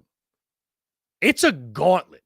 So let's just say the schedule sets up next year how it did this year, where, like, for whatever reason, it's just a really, really difficult front half of the schedule. Let's say you go Old Dominion week 1, then you go to Alabama week 2, and then you got at Oklahoma week 3, and, you got Lenoris Sellers, a redshirt freshman quarterback who is getting his feet wet and trying to combat this. You're still going to be young and inexperienced on the offensive line, the defensive line. You'll still have question marks across the board, right? If you're sitting at 2-5 this time next year, guys, Shane Beamer is inevitably going to be on the hot seat. Just no question. He's going to be on the hot seat. I'm not telling you he'll be fired by end of next year, but year 5 will be the year. Year 5 will be okay, put up or shut up. This is it. This is where we're going to determine what this football program is under Shane Beamer. So he doesn't have a lot of time to play with. So you've got to go out to the portal. You got to get some proven Power 5 talent. You got to go get some proven talent that can help you win games immediately. I would put a greater emphasis on the portal than high school recruiting at this point. Really, truly. It's more important, guys. It's more important. For fan bases that are so starving, programs that are so starving to win now, best way to do that is through the portal. Let's see. Okay, we do have a voicemail. Let's go ahead and get into this one.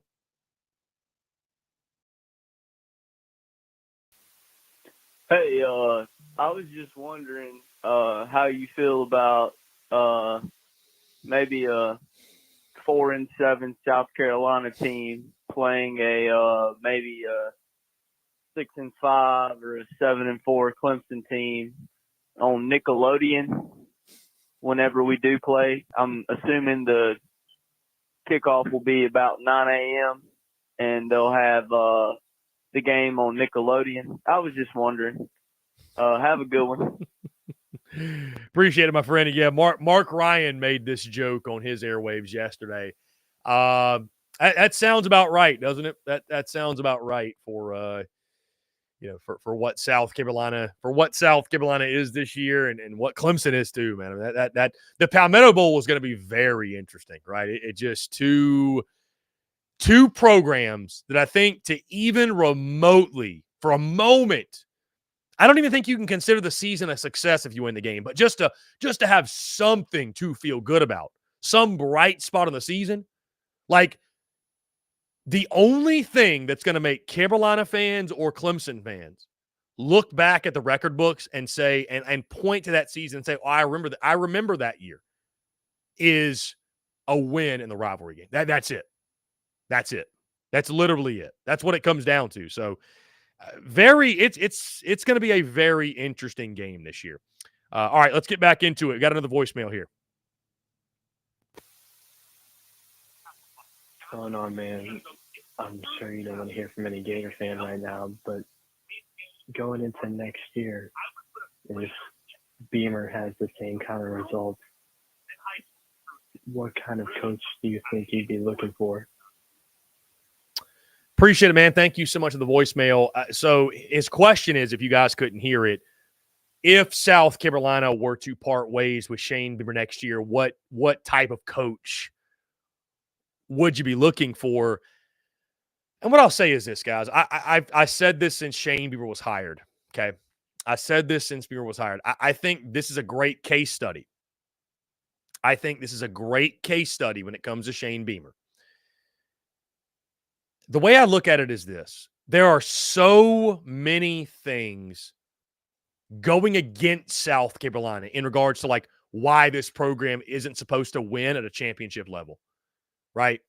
Lack of history and tradition, being sandwiched between Clemson and Georgia and where you're located, the state of South Carolina maybe not producing quite the number of great athletes as bordering states around, whatever it might be, okay? Lack of NIL funds, right? That's become a new issue. So there's a lot of things it feels like going against South Carolina, okay? What the Shane Beamer era, if it does fizzle out and does fail, to me, what it's going to prove is that the whole how much you want to be here thing, overrated. It's very overrated. If that person's getting a check, they want to be at South Carolina. Point blank, end of story. You need a head coach whose own cachet, own accomplishments, own reputation outweighs some of the deficiencies that you inevitably face at South Carolina. You need a coach whose name alone can overcome those things. I think that is what it's going to prove, is that this isn't a project type of job. This isn't a job for someone who's trying to learn on the job. This is a job for someone who is established, who's a known winner, who knows what it looks like, who knows what it takes to win, and who's been in the position before and who has exhibited success. Again, this is all hypothetical. But I've thought this since Beamer was hired. It's a roll of the dice, and it's a great case study. It's a case study of, okay, can it work for a guy who's never been a head coach? Can he learn on the job, and when he fails, fail upward? Can he do that? Or is it going to prove to be too much, and it takes someone like a Spurrier, like a Holtz, or just someone who has been in the fires before and at least knows what he's doing from previous experience?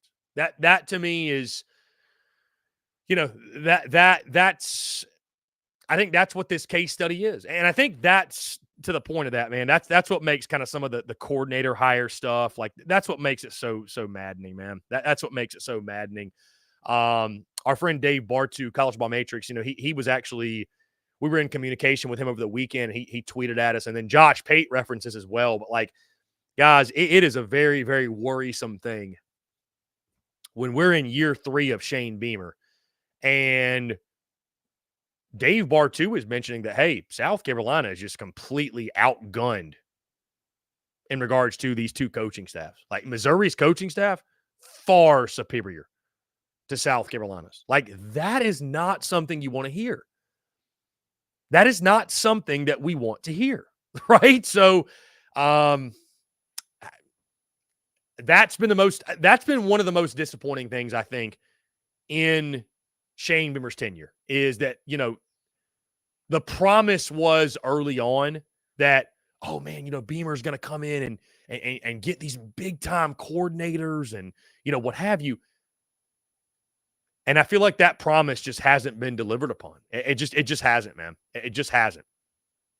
The coordinators have been, well, he's my guy, and I know his reputation and his resume sucks, but, I mean, guys, as much as we think Dabble Loggins has been an improvement because Spencer Rattler's been great, guys, do you realize that the Gamecocks rank dead last in the SEC in offensive efficiency? Do you realize that? Do you realize that? Now, do I put all of that? Do I put all of that on Dabble Loggins? Not necessarily, because the offensive line's abysmal, but I'm just saying, like, that's been disappointing, in my opinion. Gilmer the Great says, I think right now he is 17-16 and will more than likely he will end the year 19-19. Next year's the chopping block year. Certainly, Gilmer, so you're saying that Beamer most likely goes 2-3 the rest of the way out. Carolina finishes 4-8. If South Carolina finishes 4-8, I would say Shane Beamer's seat is hot going into year 4. I would. And I hate to say that, guys. And it might, it's this entire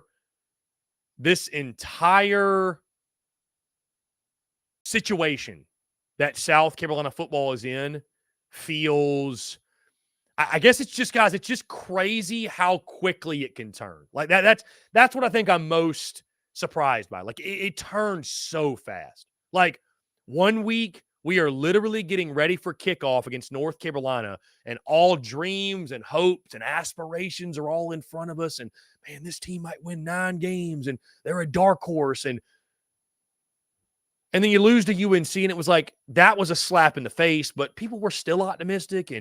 But a couple of weeks go by, and, bro, Tennessee happens, and it was like a switch just flipped. And I don't know if it's because Gamecock fans hate Tennessee now much more than I've ever seen before. I don't know if it's because of that, but it's like a switch was flipped, dude. It's like a switch flipped after Tennessee. And then Florida was just that nail of, okay, our feelings of, what should we be questioning Beamer? They were just reconfirmed. And in Missouri, reconfirmed any further or even further. So,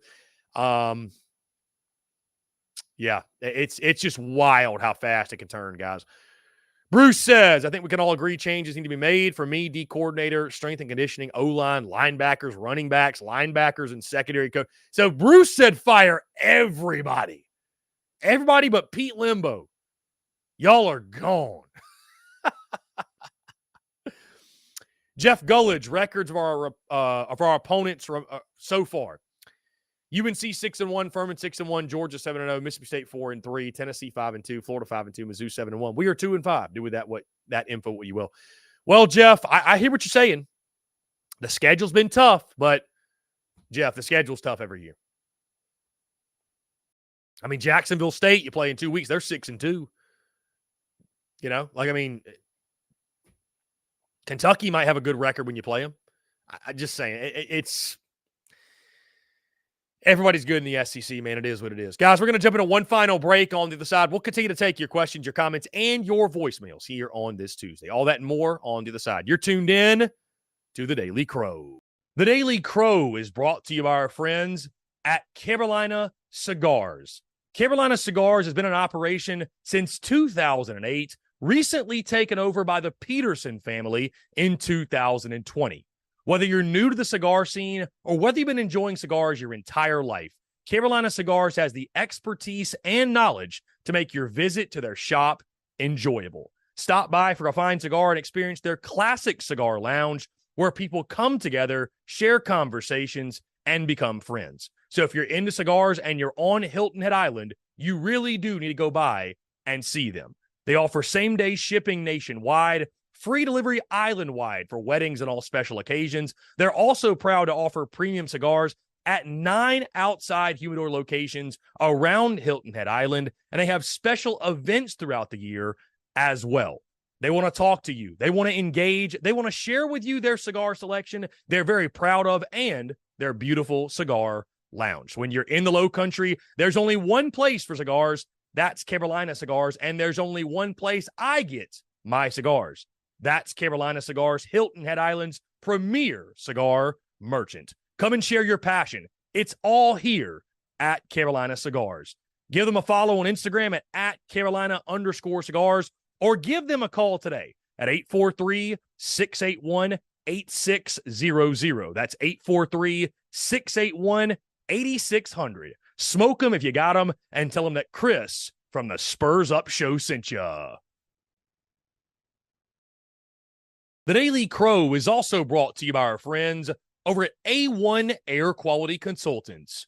Headaches, coughing, running nose while in the office or just in your home, call A1 Air Quality Consultants to have your air checked today. From Columbia to Asheville, Anderson to Charlotte, they are your breath of fresh air for all of your air quality needs. Be sure to give them a call or shoot them a text today at 864-619-2092. That's 864-619-2092. You can also contact them via email at a1airqualityconsultants@gmail.com. Be sure to check them out. We thank A1 Air Quality Consultants for their love and support of the Spurs Up Show, and tell them that Chris from the Spurs Up Show sent ya.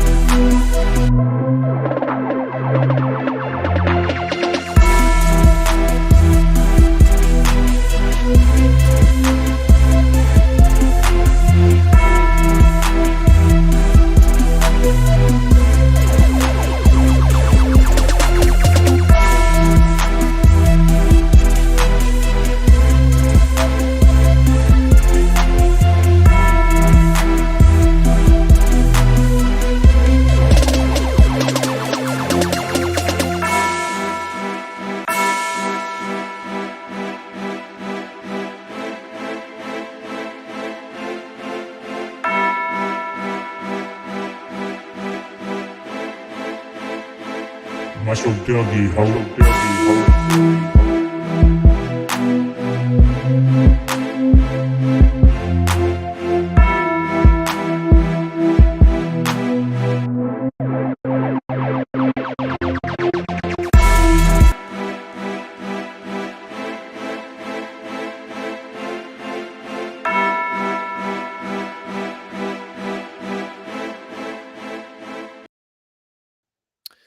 Ladies and gents, boys and girls, we are back here on this Tuesday, October the 24th, 2023. A quick update from Shane Beamer's press conference, which should be wrapping up here shortly. Beamer updates the health of the football team, and this is what he had to say. Quote, Juice won't play. Amarian Brown is doubtful, and literally every other person you would ask me about is questionable. Now, what Shane Beamer mentioned in his Sunday teleconference. Per what he's saying, everyone else is questionable. That would include the likes of Jackson Hughes, Tree Babalade, Xavier Legette, Vershawn Lee, and Trovon Bowe. And unfortunately, no, it's not a mock turtleneck, by the way. It's a quarter zip. Unfortunately, we now know with Shane Beamer, when he says somebody's questionable, they're most likely out. So I would tread lightly in regards to expectations of those guys playing this weekend. So, what else? When asked about Juice Wells, will he return this season? Shane Beamer just said, I don't know. I got no idea. Fade the Shane Beamer injury report, folks. As I said before the show, I'm behind Shane Beamer 110%. But something I put no stock in anymore is the Shane Beamer injury report. Let's get to the Discord. Mad Dog says, I agree with Chris on the coaching bit. Need a name to get us where we want to be. Or should I say where we want to be? Or where we need to be, where we want to be. Love the comments about fire him. It's easy to say that sitting in an easy chair. It is indeed. No doubt.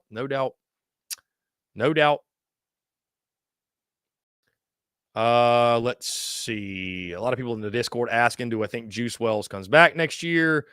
Our guy Cody, he'll be back for Kentucky and Clemson. Definitely Clemson. I don't buy it. I don't see it. I think we're going to keep getting the same injury report over and over again.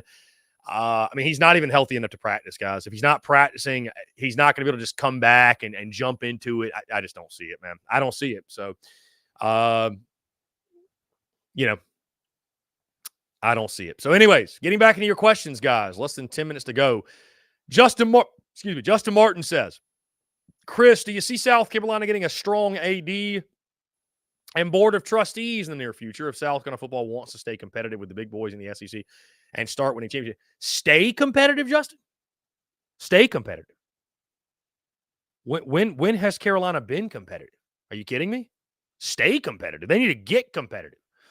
Robbie Davis texts in and says, personally, if our defense plays like this next season, Clayton White needs to go. And if we have another injury-riddled season, Luke Day needs to go. The Zaxby's Hall of Famer. Hope you're having a great week. Thank you, Robbie Davis. Justin from Cartersville, Georgia. As a Gamecock fan, is it a bad take to be prepared to lose to Vandy? Listen, I wouldn't put anything past this Gamecocks football team right now. Here we go. Chris, just wanted to call in and say thanks for keeping the talk with us, even though it's hard for me to hear that. Thanks, bye-bye. John Edwards says, thanks for keeping it a buck with us. John Edward, you are welcome, my friend. Absolutely. Let's see. Jeff Gullidge says, hammer the portal. Promise playing time to all of them because everyone gets hurt at South Carolina, so you will play. Everybody gets hurt. It's just crazy, man, the injuries, how they pile up. Steven, my brother, do you think the reason why we're unsatisfied with the result is because Spurrier brought us so close to the top? That definitely pours fuel in the fire. Yeah, I mean, once you get a taste of success, you don't want to go backwards, right? And it wasn't like Carolina just won. It wasn't like South Carolina had one 10-win season, one 11-win season. When you go to the SEC title and then 3 straight years you win 11 games, I mean, winning 6 games feels forever ago. Like, winning 6 games feels like the end of the world. So, yeah, I think Gamecock fans are still having a really tough time with coping with the fact that that's not who South Carolina football is anymore. And I hate to say that, guys, because I'm someone that when I was in college, it was the Spurrier years. And it was a great time, but we're far removed from that. Eric Wallace, good morning, all. I found you a few days ago after the Mizzou game. I'm a Mizzou man. Eric, appreciate you tuning in, my friend. Thank you. This is a bit of a Gamecock show, obviously, the Spurs Up show, but love hearing from all of the SEC fan bases. We talk SEC ball just as much as Gamecocks football, damn near. So, Eric, I appreciate it, and thank you so much, man. Feel free to leave questions, comments, call in, leave us a voicemail. Congrats again, Eric, to the Tigers. Much deserved win. Much deserved. Jaden, one question I ask is, are we being impatient with the rebuild with Beamer? The thing I would say is this, Jaden. Are Gamecock fans being impatient?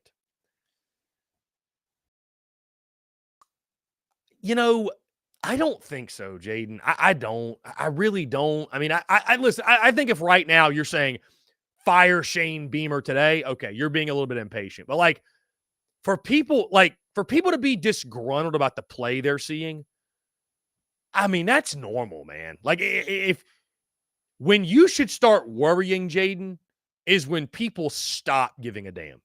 Like Carolina loses 34-12 to Mizzou. Oh well, whatever. We'll get them next week. That's when you should worry. Truly, genuinely, that's when you should worry.